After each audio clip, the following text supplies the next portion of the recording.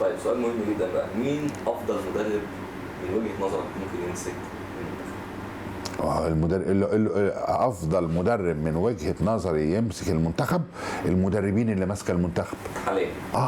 يعني انت عندك قامات، عندك سعيد عثمان، عندك عصمت صادق الله يرحمه، يعني هيبقى ذكراه وهتبقى استاذيته موجوده حتى لما رحل.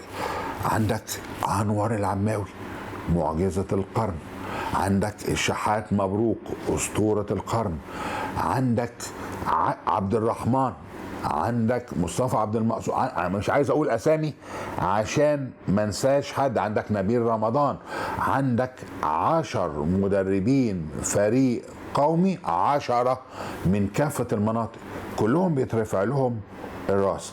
انا لما سافرت انور سيف ما كانش مدرب فريق قومي، لكن كان بطل وراح وشرفنا، ولو صفرت لعيبه هتروح وتشرفنا. فدول الاساتذه اللي كل الناس بتنحني ليهم وتعرف. عندك هاني سعيد من اسكندريه، عندك عدد كبير من عندك احمد النسر، عندك مين كمان؟ عندك نبيل رمضان، يعني عندنا 10، عندنا خليل، عندنا